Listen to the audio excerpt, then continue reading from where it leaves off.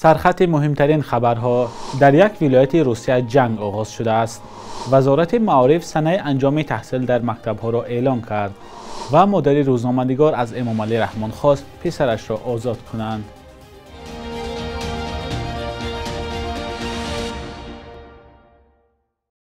درود بینندگان عزیز، برنامه نوید بامدادی است که با آخرین خبرهای تاجیکستان و جهان از استودیوی دوشنبگی رادیوی آزادی تقدیمتان می شود. امروز 23 می سال 2023 است. روز 22 می گروه مسلح به خاک روسیه حمله مسلحانه انجام دادند. مسکو یک گروه دیورسیونی را در تلاش وارد شدن به داخل روسیه گناهکار کرد، اما کیف این اتهام را رد نمود. روز 22 می در منطقه بلگراد روسیه صدای تیر و ترکش به گوش می رسید و یک والی محلی گفت که درگیری ها به ناحیه گرایوانان روسیه در سرحد اوکراین توسعه یافته است. طبق آخرین خبرها در مرکز بلگراد شب گذشته ترکش رخ داده است.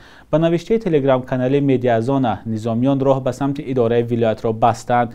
ویاچسلاو گلادکوف، والی ولایت بلگراد، ترکش را شرح نداده است، اما از حمله بی سرنشین ها به بینای مقامات در دهه باریسکووا و 2 منزل در دهه گرایورون خبر داد. به گفته گلادکوف این حادثه تاکنون تلفات نداشت. این خبر هنوز از سوی منابع مستقل تصدیق نشده است. خبرگزاری تاس روسیه نوشته است یکی از شرکت کنندگان حمله دیورسیونی میلادگرو الکسی لیوفکین است. مقامات روسیه گفتند لیوفکین در پیگر قرار داشت و مکان بود و باشش معلوم نیست. لیوفکین خود را اعضای کورپوس اختیاریان روسیه نامید و در برابر لژیون‌های آزادی روسیه مسئولیت حمله روز 22 می به ولایت بلگراد را به عهده گرفت. ولایت بلگراد در مرز با اوکراین جایگیر است. بینندگان عزیز، هر ساعت از بلگراد خبرهای تازه می رسد. برای گرفتن آخرین خبرها سامانه رادیوی آزادی با نشان آزادی.org و صفحه های ما را در شبکه‌های اجتماعی پیگیری کنید. سال تحصیل برای خوانندگان صنف یکم روز 25 می به انجام می رسد. وزارت معارف تاجیکستان اعلام کرده است که محصلین صنف‌های 2 تا 11 تا روز 1 ایون درس می خوانند. به دلیل سردی های بی‌سابقه در ماه ینور امسال با قرار وزارت معارف خوانندگان به جای 10 روز قریب 20 روز استراحت کرده بودند. 5 روز استراحتی برزیاد را از حساب تعطیل بهاری جبران کرده بودند. وزارت معارف امسال هم برگزاری همگونه جشن پایان تحصیل در مکتب‌ها و یا زنگ آخر را منع کرده است. از سال 2009 به این طرف تجلیل زنگ آخر در تاجیکستان منع است.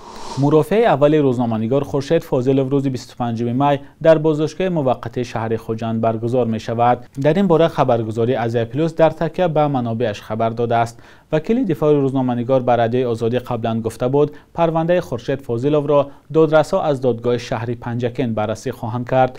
در آستانه شروع مرافعه دادگاهی، مادر خورشید فاضلوف از رئیس جمهوری تاجیکستان امامعلی رحمان خواسته است بررسی پرونده پسرش را زیر نظارت گرفته او را آزاد کنند. به نوشته خبرگزاری آزیا پلوس، عزیزه نعمانووا مادر خورشید فاضلوف در مراجعتنامه‌اش به رئیس جمهوری تاجیکستان همچنین گفته است پسرش سربانی عائله بوده، صاحب 3 فرزند نابالغ است. نعمانووا گفته است پسرش هیچگاه با حزب و حرکت‌های ممنوع در کشور همکاری نکرده، قربانی خصومت چند تن از منصبداران محلی گردیده است.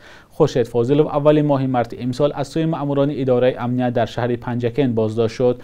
او را به عضویت در سازمان‌های ممنوع گمان برمی‌دارند، اما خودش این را رد می‌کند. سینان اوغان نامزد در انتخابات پرزیدنتی ترکیه اعلام کرد که در دور دوم انتخابات از رجب طیب اردوغان رئیس جمهوری فعلی حمایت می‌کند. سینان اوغان در دور اول بیش از 5% آواز مردم را به دست آورده بود و به تاکید کارشناسان طرفگیری او از یکی از نامزدها می‌تواند انتخابات را به فایده همان طرف حل کند. در دور اول انتخابات ترکیه که روز 14 می برگزار شد، هیچ یک از نامزدها نتوانست بیش از 50% رأی را به دست آورد. قرار است روز 28 می اردوغان و قلیچداروغلو بار دیگر برای کرسی اول در ترکیه وارد رقابت شوند. ضمناً پیشگویی میشد که انتخابات 14 می در منطقه‌های از زلزله آسیب دیده ترکیه به فایده مخالفان پرزیدنت فعلی انجام می‌یابد، ولی حالا که این کشور به دور دوم انتخابات آمادگی می‌بیند و تبلیغ و پشتیبانی از رجب طیب اردوغان در منطقه‌های آسیب دیده خیلی بیشتر از منطقه‌های دیگر ترکیه به راه مانده شده است. جزئیات بیشتر در گزارش میرزانبی خالقزاد. ساکنان منطقه‌های جنوبی ترکیه تا حال آن صبح فاجعه بار را با هراس به یاد می‌آورند. زمین لرزه‌ای را که خانه‌هایشان را به خاک یکسان کرد. این پرقربانی ترین آفت طبیعی در 100 سال اخیر نامیده شد.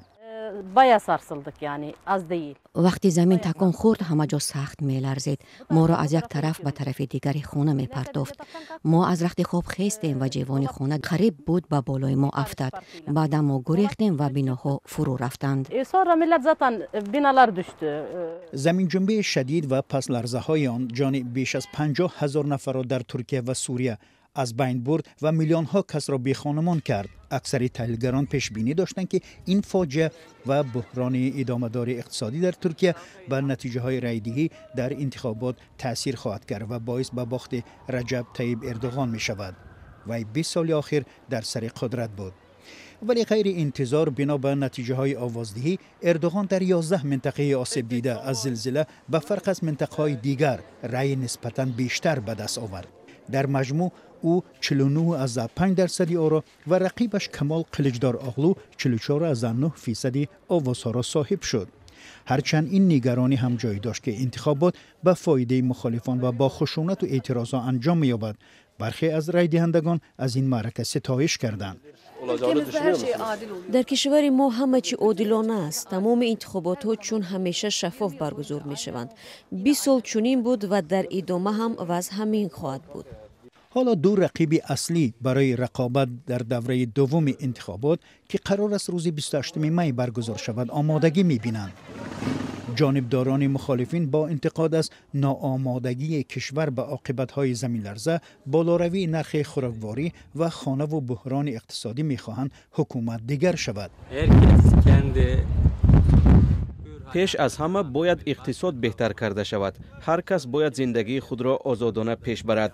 به ظلم باید خاتمه داد. در این اردوگاه گریزه‌های دوباره در پی زمین لرزه آواره شده سوریه را جا کردند.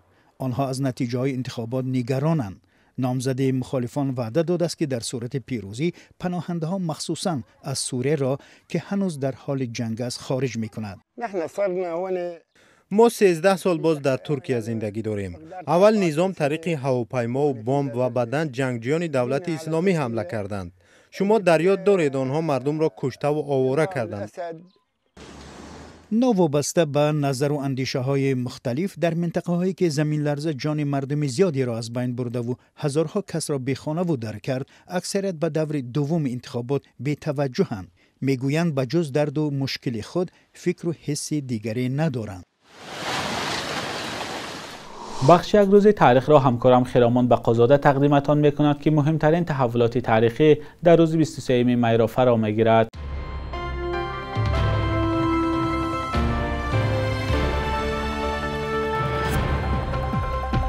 23 می سال 1997 در تاجیکستان روز جوانان کشور اعلان شد که به قول حکومت هدفش پشتیبانی از نسل جوان است. به این مناسبت هر سال با شرکت گروه‌های معین جوانان که حمایت خود را از سیاست دولت بیان می‌دارند، معرکه‌های جمعیتی و فرهنگی و ورزشی برپا می‌شوند. در حالی است که مشکلات بیکاری و محدود بودن امکانات‌های اجتماعی یا جلب مجبوری به ارتش و مهاجرت کاری است مسائل خیلی جدی جوانان تاجیکستان در سال‌های استقلالیت گردیده است.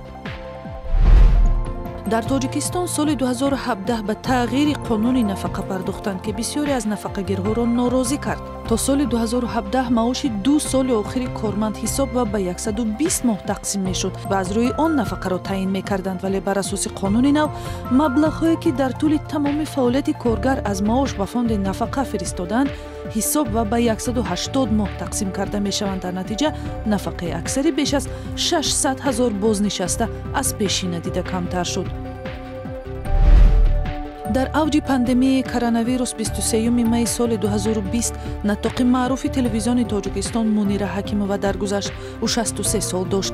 حکیمووا دوام سالهای استقلالیت به سیمای اولی تلویزیون مرکزی تاجیکستان تبدیل شد و برابر با این در فیلم و نمایشنامه‌های جداگانه به حیث هنرپیشه کار کرده است. صبح امروز در بانک‌های تجارتی تاجیکستان 1000 روبل روسی به 134-136 سومانی برابر است. 100 دلار آمریکایی باشد تا 1092 سومانی عوض می شود. قرب رسمی بانک ملی تاجیکستان برای امروز چنین تعیین شده است.